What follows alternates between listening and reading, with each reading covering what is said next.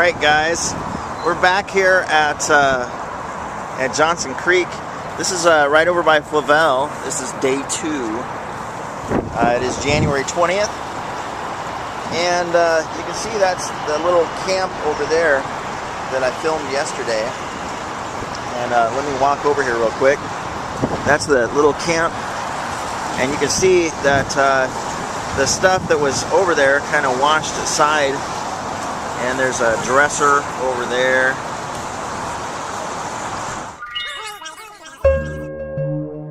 I love to talk. I love to talk. But you can see that there's now a lot of river slime and stuff. This is right where that person's camp was yesterday. And now the river has gone down considerably, or the Johnson Creek has gone down considerably. There's a lot of trash lodged in the bushes here, the trees, spray can rolling down the stream here. And you remember yesterday that the creek was right up to the bottom of that spout over there, that drain. And we'll walk over to the other side of the street just so we can get a little bit of footage. And I do believe the guy that I was talking to yesterday lived in those apartments right over there. And the water was right up to his back door.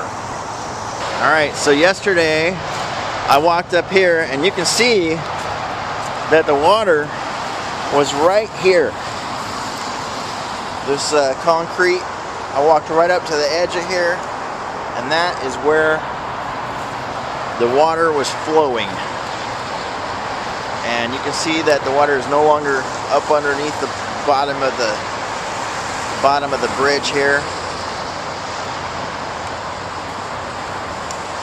Looks like all the camps have been washed out.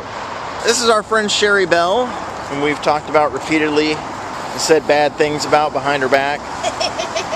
Yeah, I've seen all that. Now, if you fall in, I am submitting this to America's Funniest Home Videos. Oh, yeah. Just so you know, she brought hiking boots.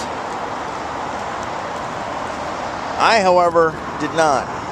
Now, as I understand it, last night after I left this place, this trail was underwater. I did not see that, other than maybe some videos about it, but it does seem that some of the stuff looks a little bit washed out. If it was up here, it wasn't up here for very long, because you can see down here everywhere the water went, it's because there's a lot of river mud and stuff. There's not a whole lot of river mud up here on the trail, so I'm suspecting if it was up here, it wasn't up here for very long. So the other side again.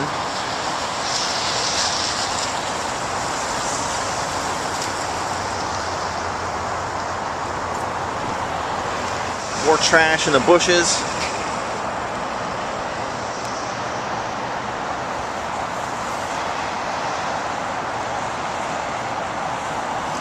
Alright, we're over here at the Springwater Corridor Trailhead. You can see that the water got up pretty high last night. This is all washed out right up here next to this tree. It's still rushing through here. It's not normally like white water through here. It's usually like a, babbling brook kind of thing. Debris floating downstream now. You can see all the way back there that trash ended up in yards up there. Probably wasn't a pretty picture last night. This was probably all underwater, considering that this pool here I don't think is normally this deep. Some of the water's taken some time to recede out of here. Alright, so I'm shooting some stock footage with my camera. I've punched some holes in the back, put some gaffer tape over them, and put my strap through here so that I can carry my camera around in this Ziploc bag. And this is how I'm shooting stock footage today because, as you can see, it is beginning to pour down rain again. It was totally dry for a while. Now, it's pouring down rain. You can see I'm right next to where the water level is. In fact, I'm kind of below it.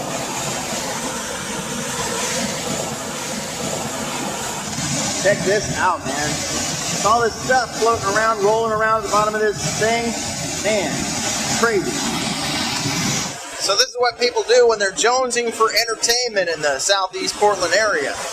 You go seek out a flood zone, and you shoot stock footage, and you find disasters, and you become a looky-loo with a camera, and post it up on YouTube. This is what we do for Shane Astoria. Died in June 2nd, 2010. I'm kind of wondering how it didn't get washed out last night. It's not a guy. Somebody comes and takes care of it or something. Yeah, it might not have gotten that high down here. See, I'm out here at Taco Bell out on McLaughlin, and we got the Fellowship of the Taco going on out here. Someone is providing the hors d'oeuvres in the parking lot behind me. So anybody that's looking for some tidbits, there's something to offer there. It's the Monday night hangover edition of Taco Bell.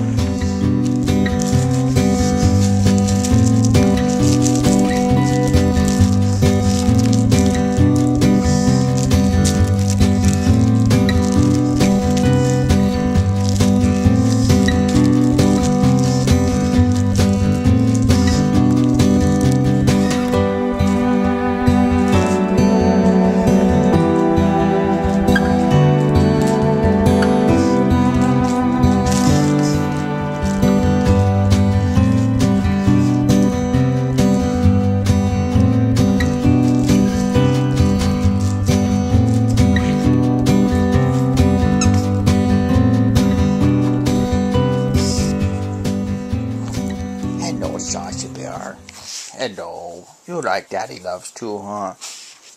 You know, Sasha Bear. Cute little baby. Sasha Bear and Blossom Bear. Hello, Sasha. Oh. The little velvet ears.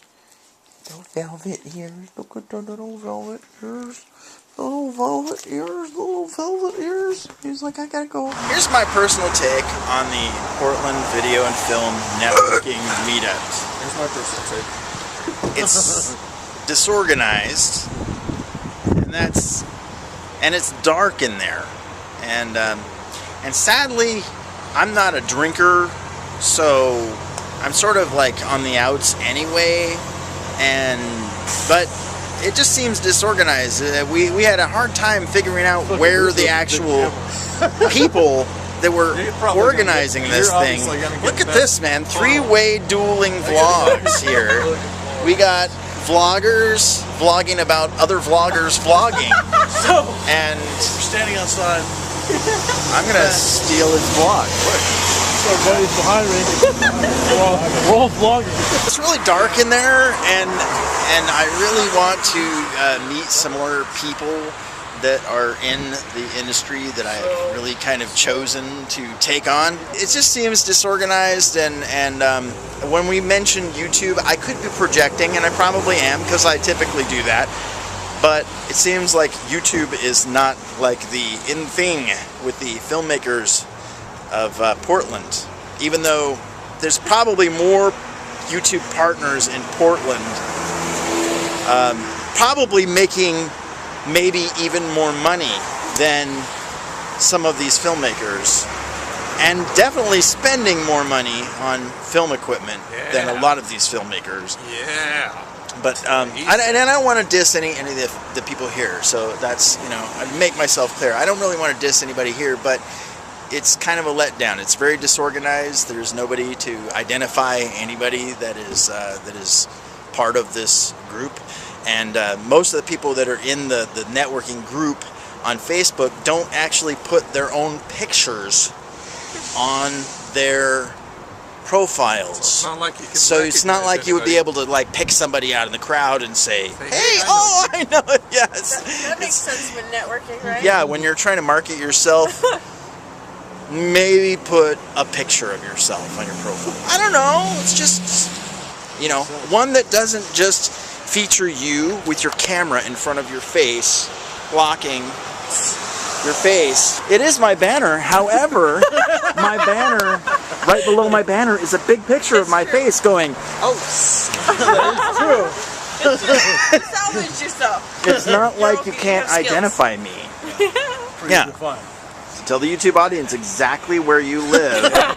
So the next time they get a bacon wrapped corn dog with a raw piece of bacon wrapped around it. You read that review Yeah, too? I did. That sounds so made up. Listen, I've seen the way they make these things, and if you don't know this, it's basically scientifically impossible to stick any piece of raw bacon for more than 2 seconds in a deep fat fryer and have it be raw. So whatever that knows story bacon. is, that is, yeah, I'm serious. It's just, make it you know that bacon is not like it's 3 feet thick, okay? It's thin. When it goes in the fryer, bam, it's cooked. And we won the bacon cup too, so. And you won the bacon cup. First off, you didn't need to share about your love for the other sausage. Oh, gee. Oh! Because that was necessary. It makes sense, right? Yes, because it's really totally related. Unless you have the fryer turned off.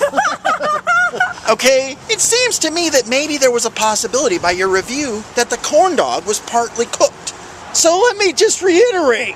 If the corn dog was even a smidge cooked, the bacon wrapped around it is entirely cooked. Perhaps incinerated. Don't get him, Dad. Don't Back get when he's going on through my puberty bad comes out. side. I'll take the high road, you know.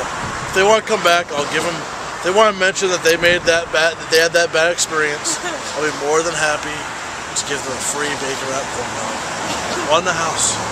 So I make sure they're Okay, happy. first off, okay, now I'm going to stand next to Sean. And Sean, I've personally seen you, at least on YouTube, lift 800 pounds. He's taking the high road. He kind of doesn't have to. I you know, just try to be nice, you know.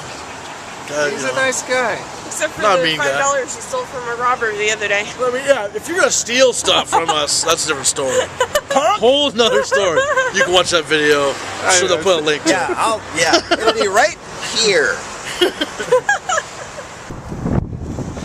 So we're leaving the network meetup and heading over. We're actually organized in the light. Heading over to the sausage shack. Yeah. I'm hoping that I'm hoping against hopes that the next network meetup will actually have some structure, and I would be more into that. But just having a bunch of people standing around drinking and mingling. I mean, it's nice and warm in there, but it's dark. You can't see anybody, and I just kind of felt uncomfortable. So, hey, we're gonna go someplace where we know there's stinking awesome food. Dave Campbell for mayor, and here's He has his a website, Here's his website here. And Guy's homeless and he has a website. yeah, he has a website. Uses the He's library. actually gotten a little bit more on the ball, and he might have more going for him than the current candidates. Who doesn't? But The current candidate. yeah, but yeah, Who's I mayor? found You out say he at got least kicked one out of the thing. library. you can say at least one thing, and that is that he probably knows what's going on in the streets. He's actually making an effort to do something other than sit on the streets. He's beg for money. He's got his Yeah. ear to the pavement. Right. He knows what's going on. That's for a guy who does a lot of homeless advocacy. That's a pretty rough. That's a pretty. I have no shame. My mom I have no seriously saw him in the ER, and he got kicked out of the ER because he was either super drunk or super high, and he kept making a commotion. Like, same guy. He begs every time he shows up. So this guy who is running for mayor. Yeah. He's full on homeless with using of some sorts. Okay. You know, somebody also made a statue. But you gotta agree with me. The outdoor store A homeless over here. guy That's is going to be There's a better statue mayor of him. than Sam Adams. You heard it here first. And well, the next thing that you know is that he won't say that he didn't inhale. The dirty underbelly of food cart life is that when you first start out, the getting established is well, but you can get started really quick though, right? Yeah, I mean, if you're gonna buy a cart, you're looking at about 13,000, give or take a couple thousand. Right. Then you're gonna spend a whole lot of hours in that cart for the first 6 months. If you start in the winter. Yeah, especially if you start in the winter. We started in November, the whole winter, so it really sucked. Like non-stop work. So what kind of, do you need like permits and stuff like that in order to Just like a restaurant. set up? Same type of things, like health permit. I mean, there's a few things that are a little more like building permits are a little different, but for the most part, it's just your health permit, food handlers cards, that type of thing. Business license. Business license, obviously. Those are the main things. So and then just Then you get ragged on by different officials all year. We Why? had to redo our electricity 3 times Why? because they know another code's coming out to make you pay an electrician more money. and then the electrician, don't get me started. We gotta pay so much money. We've paid Preach it, brother. probably close to $2,000 on electrical issues. Do you guys get hassled by the local restaurants? Not so much. I mean, we personally don't, but You hear about them not liking you. yeah. You do. Especially some of our direct neighbors, mothers. Well, see, that's just it. Instead of whine about it, it's just like create your own. You know, have Right? Mama Mia's or Mother's, That's a good and then idea. have a food cart too. It's just like, don't franchise. whine about the competition. Yeah. Join in. They're mad that we don't have all the overhead. See the tear. So she's sad that you're taking away all of her business though. Yeah. Let's have a fry vat made out of bacon filled with curly fries. Like a sculpted Well, you know how you get fry that, vat Bryce. made out of bacon You know strips. how you achieve that? You go for their challenge and you win it, and then you can do that. You can have your own menu selection with your Exactly, name. right. You really want us to weave baskets out of bacon?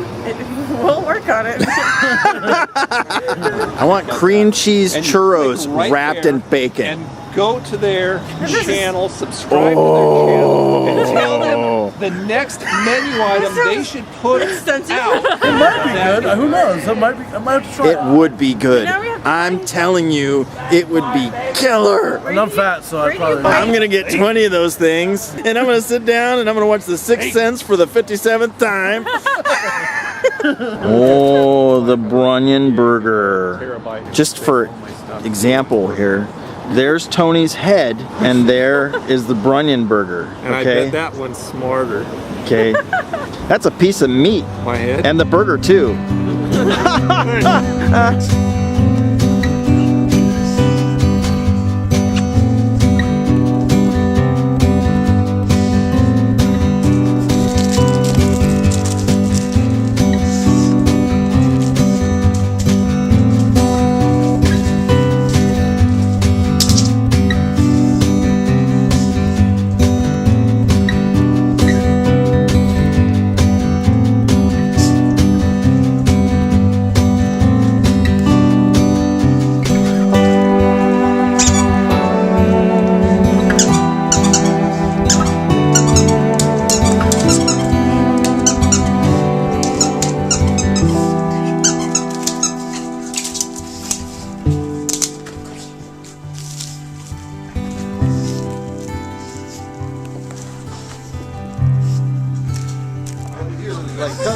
Cups and saucers and bowls and tins of ham sitting up on the counter and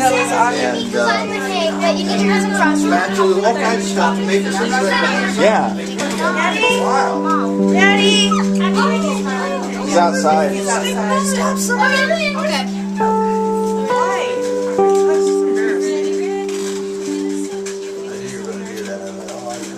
Wait, should I turn the light out?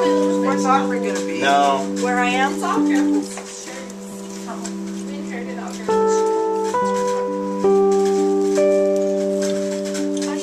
Cameras are all ready. Cameras are ready. Turn the lights.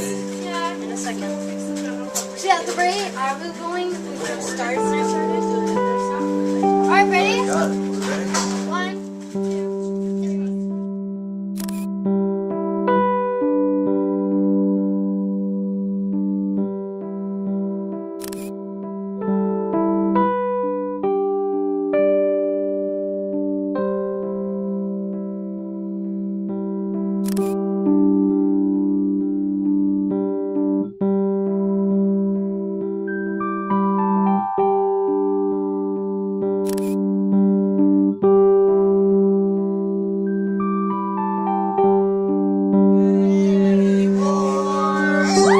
Make a wish! Make sure you wake up. We sounded pretty darn good. We did! I just cooked it. Oh my god!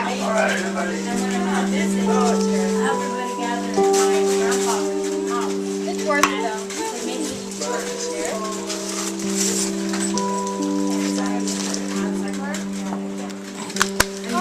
Tomato and Tony doesn't have a food handler's card. you don't have food handler's card. You're in trouble now. I'm not gonna handle your food.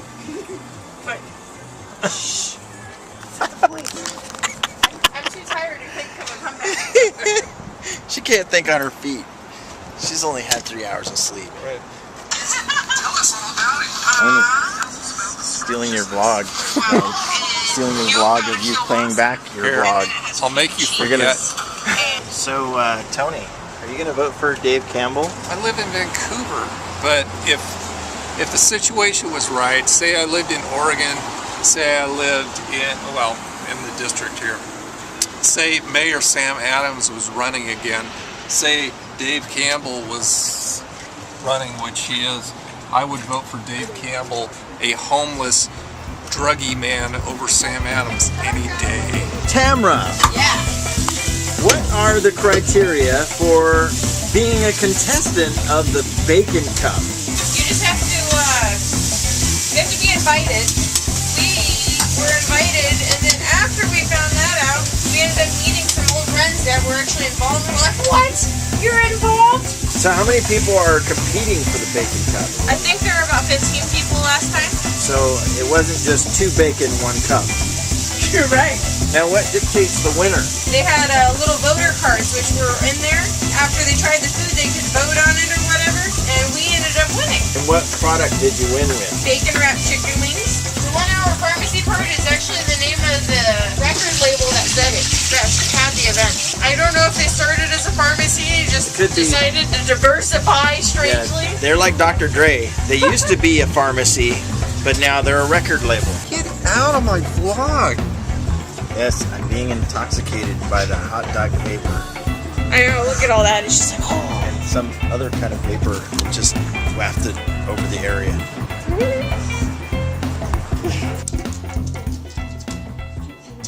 Remember what you told me earlier? That when Mommy gets home, that I would be able to eat dinner? Mommy's home. Mommy's home now. I can eat? Can I eat? You did say that. Can we eat now? Mommy's home.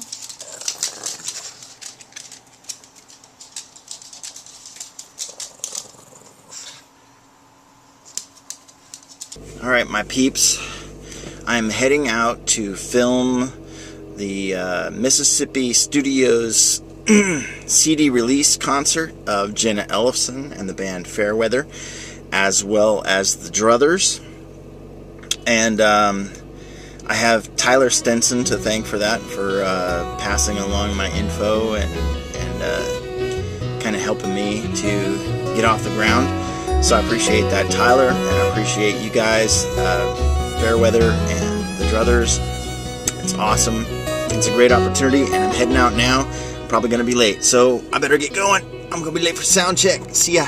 Oh, dear, if I called you mine, I would call all the world mine, and I would sing it to birds in the trees, and thrill as they sang it all back to me. Oh. I just had the most incredible time with Jenna Ellefson and her band Fairweather and the Druthers. It was a great show. I have to say, they knocked my socks off. I'm going to be following these guys because they're an awesome band. If they do have a YouTube channel, the Druthers will be right here, and Jenna Ellefson and Fairweather will be right here, and any other links for them will be in the description for this video.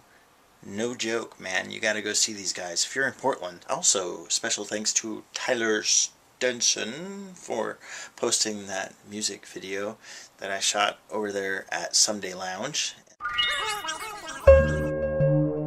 I love to talk.